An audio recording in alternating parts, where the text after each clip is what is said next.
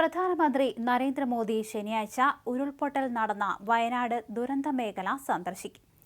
കണ്ണൂർ വിമാനത്താവളത്തിൽ ഇറങ്ങിയ ശേഷം ഹെലികോപ്റ്ററിൽ അദ്ദേഹം വയനാട്ടിലേക്ക് എത്തും. ദുരന്ത മേഖലയും ക്യാമ്പും പ്രധാനമന്ത്രി സന്ദർശിക്കും. വയനാട്ടിലുണ്ടായ ഉരുൾപൊട്ടലിനെ ദേശീയ ദുരന്തമായി പ്രഖ്യാപിക്കണമെന്നും സമഗ്ര പുനരധിവാസ പാക്കേജ് പ്രഖ്യാപിക്കണമെന്നും പ്രതിപക്ഷ നേതാവ് രാഹുൽ ഗാന്ധി കേന്ദ്ര സർക്കാരിനോട് ആവശ്യപ്പെട്ടിരുന്നു. ലോക്സഭയിലാണ് അദ്ദേഹത്തിന്റെ അഭ്യർത്ഥന. ചൂരൽമല മുണ്ടക്കൈ ഉരുൾപൊട്ടൽ ദുരന്തത്തിൽ കാണാതായവരെ കണ്ടെത്താനുള്ള ശ്രമത്തിന്റെ ഭാഗമായി വയനാട് ജില്ലാ ഭരണകൂടം കരട് പട്ടിക പ്രസിദ്ധീകരിച്ചു.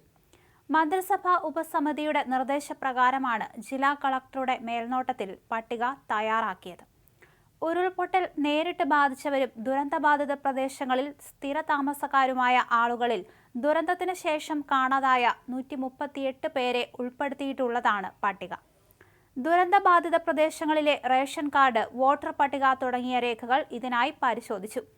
അതേസമയം ദുരന്തത്തിൽ കാണാതായവർക്കായുള്ള തിരച്ചിൽ 9ാം ദിനവും ഊർജിതമായി തുടരുകയാണ്.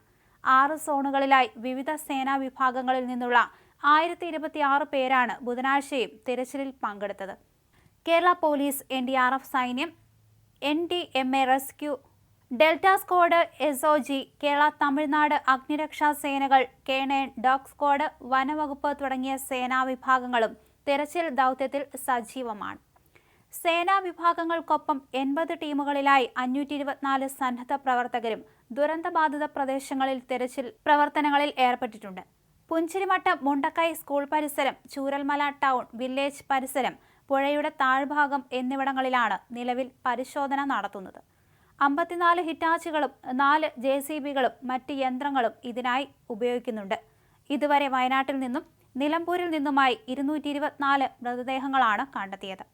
189 ശരീരഭാഗങ്ങളും ഇതിനോടകം കണ്ടെത്തിയിട്ടുണ്ട്.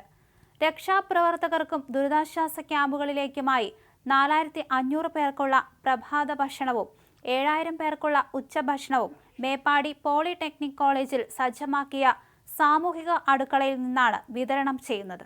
അതേസമയം തിരിച്ചറിയാൻ സാധിക്കാത്ത മൃതശരീരഭാഗങ്ങളുടെ കൂട്ടസംസ്കാരം ഇന്ന് വൈകുന്നേരം നടന്നു. ഇതുവരെ തിരിച്ചറിയാത്ത മൃതദേഹങ്ങൾ നിരവധിയാണ്. അതുകൊണ്ട് തന്നെയാണ് ഇപ്പോൾ ഇവരുടെ എല്ലാം കൂട്ടസംസ്കാരം സർവമത പ്രാർത്ഥനയോടെ നടന്നിരിക്കുന്നത്. കഴിഞ്ഞ 2 ദിവസങ്ങളിലും ഇത്തരത്തിൽ കൂട്ടസംസ്കാരം നടത്തിയിരുന്നു.